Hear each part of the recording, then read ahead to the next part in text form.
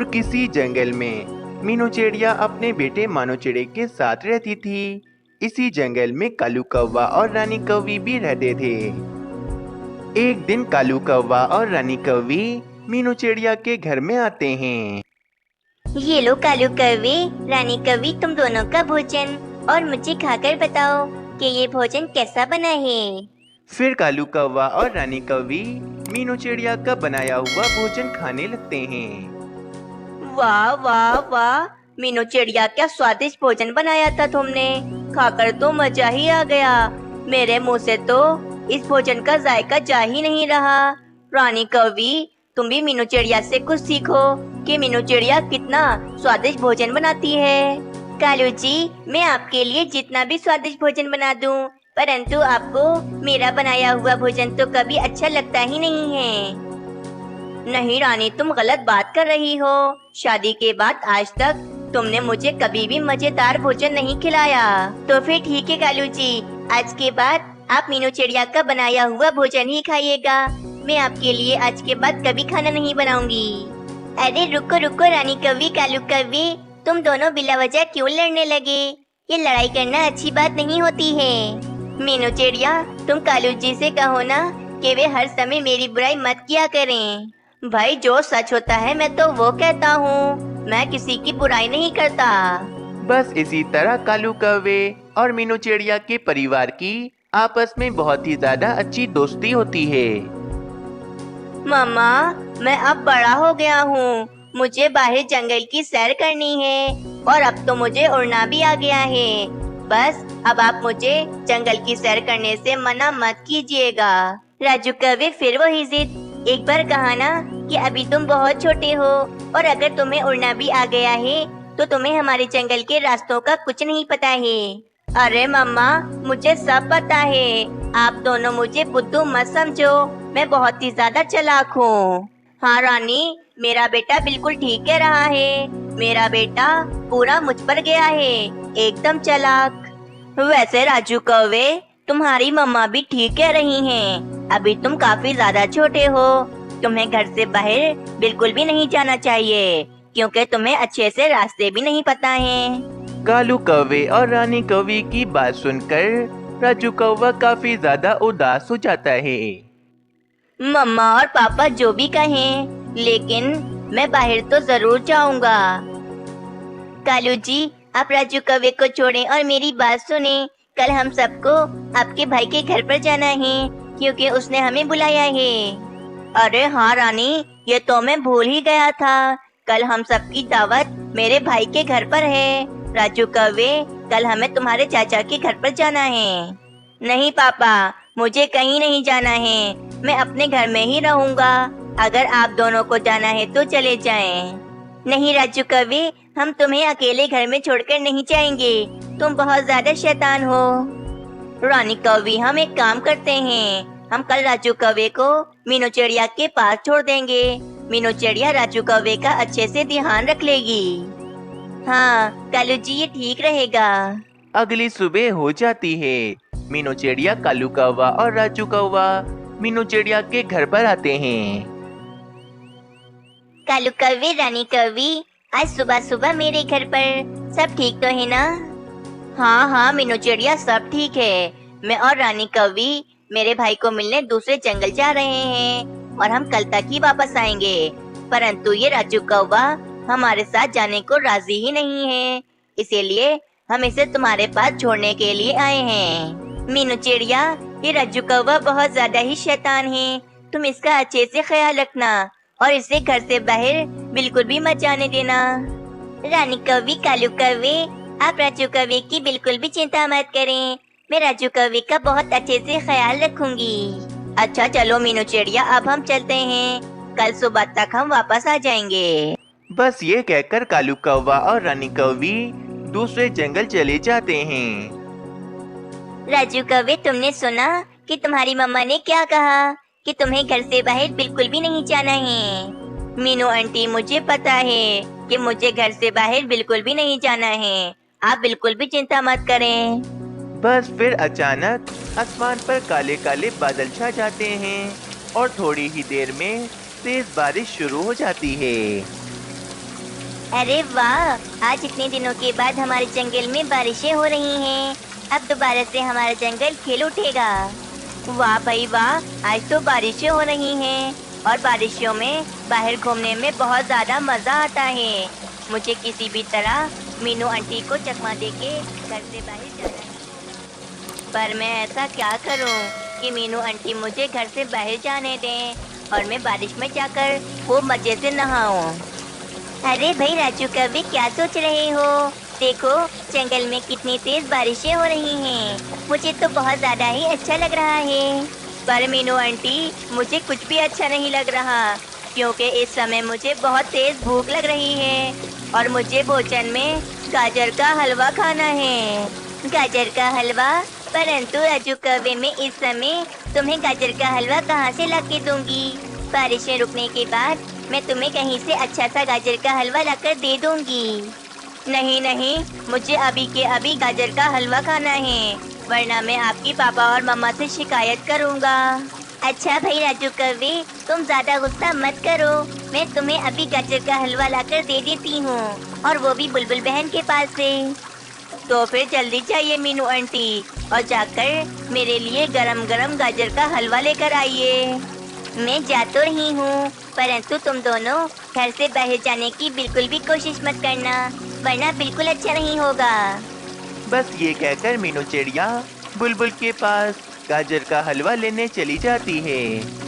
प्यारे दोस्तों, अगर आप लोगों को इस कहानी का अगला भाग देखना है तो हमें कमेंट कर ज़रूर बताएं। जंगल में गर्मियों का मौसम चल रहा था। सारे पक्षी ही बहुत ज्यादा ही खुश थे, क्योंकि इनके जंगल में आम के पेड़ों पर काफी बड़े बड़े आम जो लग गए थे। मीनू चिड़िया, इस बार के आम तो बहुत ही मीठे और रसीले हैं। दिल तो चाह रहा है कि बार बार खाते जाऊं। हाँ तोते, ये बात तो तुमने एकदम ठीक कही। इस बार के तो आम खाने का मजा ही अलग है। इतने रसीले आम जो हैं ये। पेड़ भैया, आपका बहुत बहुत शुक्रिया। आप हर बार की तरह इस बार भी हम सब पक्षियों को मीठे मीठे और रसीले आम जो खिला रहे हैं। ये बात तो तुमने एकदम ठीक कही मीनू चिड़िया, परंतु अगर इस बार भी जंगल में बारिशें ना हुई तो तुम याद रखना, तुम्हें मीठे मीठे और रसीले आम खाने को नहीं मिलेंगे, क्योंकि इस जंगल में सिर्फ मैं ही एक इकलौता आम का पेड़ हूँ जो सभी पक्षियों को मीठे मीठे आम दे रहा हूँ। इसी जंगल में एक उल्लू सेठ भी रहते थे। उल्लू सेठ को आम तो बिल्कुल भी पसंद नहीं थे। ना जाने पक्षियों को आम इतने ज्यादा क्यों पसंद हैं। मुझे तो आम से नफरत है और मुझे आम बिल्कुल भी पसंद नहीं है। और तो और जंगल के पक्षी आम खाकर आम का छिलका और गुठली वहीं जमीन पर फेंक देते हैं। कितना गंदा कर दिया है इन सब पक्षियों ने हमारा जंगल। अगले दिन उल्लू सेठ मीनू चिड़िया के पास आते हैं और मीनू चिड़िया से कहते हैं, बस मीनू चिड़िया, बहुत हो गया है। अब तुम सब पक्षियों को आम खाना छोड़ना ही होगा। अरे क्यों भाई, उल्लू सेठ, आम तो बहुत ज्यादा स्वादिष्ट और रसीले होते हैं। हम सबको आम खाना बहुत ज्यादा ही पसंद है। हम भला आम खाना क्यों छोड़ दें? मैंने कह दिया ना तुम्हें कि मुझे आम बिल्कुल भी पसंद नहीं है। आमों से मुझे नफरत है, नफरत। और अगर मैंने किसी भी पक्षी को आम खाते हुए देखा तो मैं उसे नहीं छोड़ूंगा। तुम जाके सभी पक्षियों को बता दो कि सब पक्षी आम खाना छोड़ दें। उल्लू सेठ, ये तो नामुमकिन सी बात है। सब पक्षियों को मीठे और रसीले आम खाना बहुत पसंद है। पक्षी कभी भी आम खाना नहीं छोड़ सकते हैं। वैसे भी आम तो साल में एक बार ही आते हैं, और अगर हम सब पक्षी साल में एक बार भी आम नहीं खाएंगे तो हम सब पक्षी कैसे रहेंगे? फिर मीनू चिड़िया के इनकार करने पर उल्लू सेठ को बहुत ज्यादा गुस्सा आ जाता है। वैसे भी भोजन ढूंढना तो कितना ज्यादा मुश्किल हो गया है, और आपको तो पता है कि जंगल में कितनी ज्यादा गर्मी पड़ गई है, जिस कारण हम सब पक्षी भोजन नहीं ढूंढ पाते हैं, और हम सब पक्षी आम खाकर ही अपना पेट भर लेते हैं। वैसे भी उल्लू सेठ, आपने तो अपनी जिंदगी में एक बार भी आम नहीं खाया है, तो आपको कैसे पता कि आम अच्छा नहीं होता है?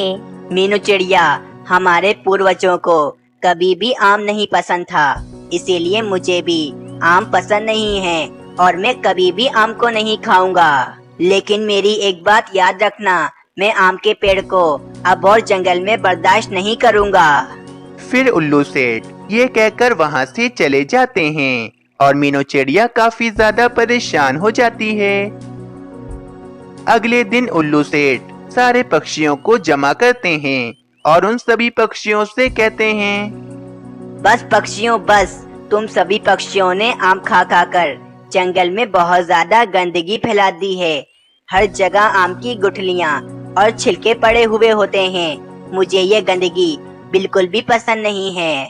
मैंने सोच लिया है पक्षियों, तुम सब ऐसे बाज नहीं आओगे।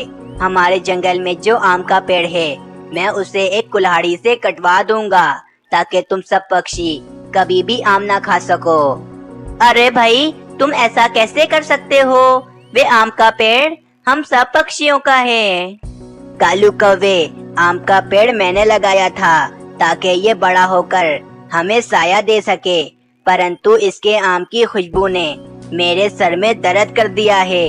अब मैं आम के पेड़ को बिल्कुल भी बर्दाश्त नहीं कर सकता हूँ।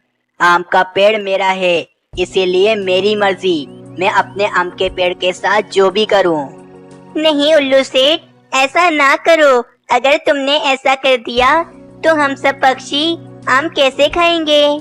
फिर वे उल्लू सेठ और जंगल के सभी पक्षी उस आम के पेड़ के पास आते हैं और मीनू चिड़िया उस आम के पेड़ को सब कुछ बताती है कि उल्लू सेठ उस आम के पेड़ को कटवाना चाहता है। आम का पेड़ ये बात सुनकर बहुत बुरी तरह से रोने लगता है। पक्षियों, मैं बहुत उदास हूँ। अब तुम सब पक्षी आम कहाँ से खाओगे, क्योंकि ये उल्लू सेठ अब मुझे काट देगा। और तो और हमारे जंगल में और कोई दूसरा आम का पेड़ भी तो नहीं है। मेरे जाने का समय आ गया है। मुझे माफ कर देना पक्षियों, अगर मुझसे कोई गलती हुई हो तो।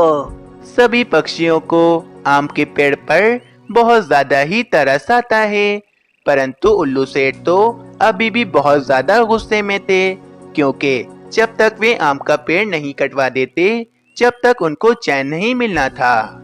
फिर उल्लू सेठ का एक नौकर आकर एक कुल्हाड़ी से उस आम के पेड़ को काटने लगता है। कुछ देर के बाद वे पक्षी आम के पेड़ को पूरी तरह से काट देता है और वहां से चला जाता है। पक्षियों, अब मुझे पूरी तरह से सुकून मिल गया है। अब तुम सब जाओ और जाकर मेहनत करके ये कहकर उल्लू सेठ भी वहां से चला जाता है। मीनू चिड़िया, इस जालिम उल्लू सेठ ने हमारा प्यारा दोस्त हमसे छीन लिया है। अब हम सब पक्षी कभी भी आम नहीं खा सकते हैं। कालू कौवे, मुझे तो इस आम के पेड़ की बहुत ज्यादा याद आ रही है। ये आम का पेड़ मुझसे घंटों घंटों बैठकर बातें करता था और मुझे बहुत ज्यादा अच्छा लगता था, परंतु अब मैं किससे बातें करूंगी? और हाँ पक्षियों, इसमें हमारी भी गलती है। हमने आम की गुठलियाँ और आम के छिलके ऐसे ही फेंक दिए हैं, जिससे हमारे जंगल में काफी ज्यादा गंदगी फैल गई है। कुछ ही देर सोचने के बाद मीनू चिड़िया के दिमाग में एक बहुत ही बढ़िया उपाय आता है।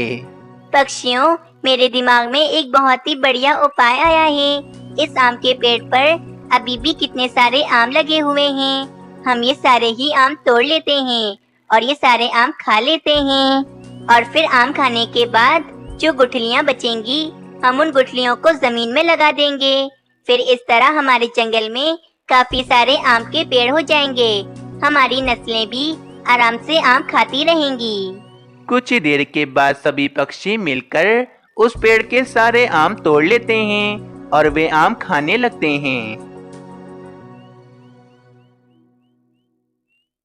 थोड़ी देर के बाद सभी पक्षी सारे आम खा लेते हैं और बची हुई गुठलियों को एक जगह इकट्ठा कर लेते हैं। चलो पक्षियों, अब इन सारी गुठलियों को हम जमीन में लगा देते हैं ताकि हमारे जंगल में काफी सारे आम के पेड़ लग जाएं। फिर सभी पक्षी मिलकर अलग अलग जगह पर गुठलियों को जमीन में दबाने लगते हैं। तुम सब पक्षियों ने दोबारा से ये आम की गुठलियाँ जमीन में क्यों दबा दी है? उल्लू सेठ, वो आम का पेड़ आपने लगाया था, इसीलिए आपने वे आम का पेड़ काट लिया है। परंतु अब जो आम के पेड़ लगेंगे वे हम सब पक्षियों के होंगे और हम सब पक्षी आपको वे आम के पेड़ काटने नहीं देंगे।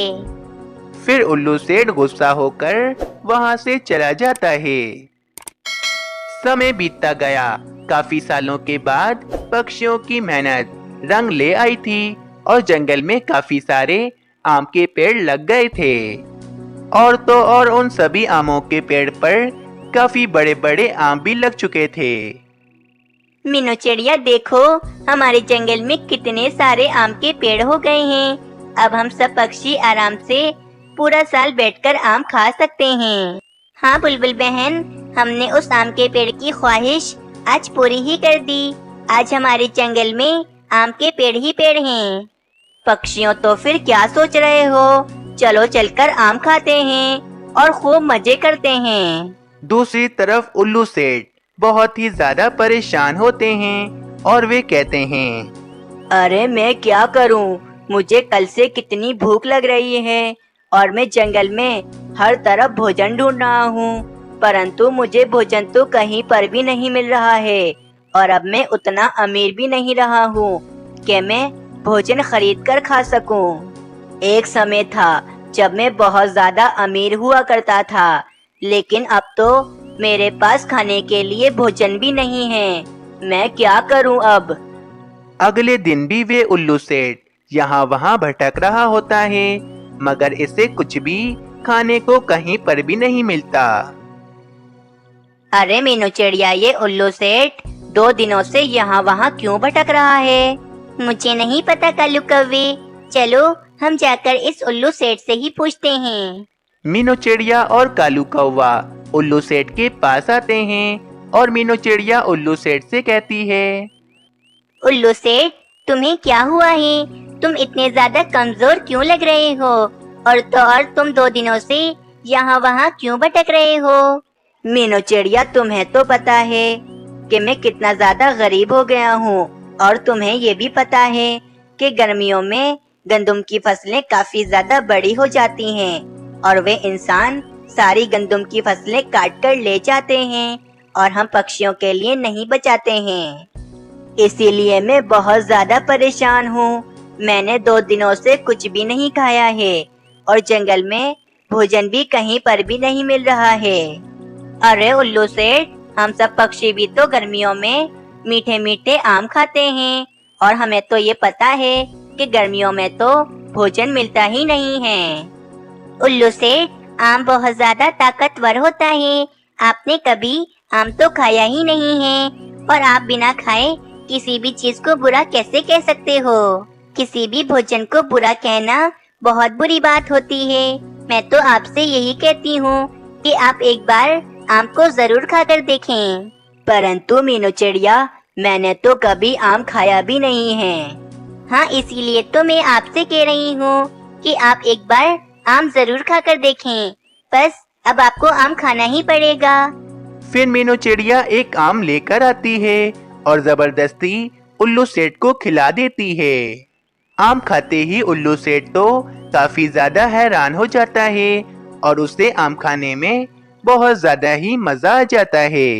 अरे मीनू चिड़िया, जिस आम के पेड़ को मैंने इतनी बेदर्दी से कटवा डाला, मुझे तो पता ही नहीं था कि वे आम का पेड़ इतने स्वादिष्ट स्वादिष्ट आम देता था। मीनू चिड़िया, मुझे तो अब बहुत सारे आम खाने हैं। मैं अब अगर आम नहीं खाऊंगा तो मुझसे रहा नहीं जाएगा। मुझे आम खाना है। हाँ भाई उल्लू सेठ, हमारे जंगल में काफी सारे आमों के पेड़ हैं। आपको जितने भी आम खाने हैं आप खा सकते हैं। फिर मीनू चिड़िया, कालू कौवा और उल्लू सेठ एक आम के पेड़ के पास आते हैं और मजे ले लेकर आम खाने लगते हैं। इस कहानी से हमें ये सीख मिलती है कि हमें किसी भी भोजन को कभी भी बुरा नहीं कहना चाहिए, क्योंकि हर फल और सब्जियां हमारे फायदे के लिए ही होती हैं।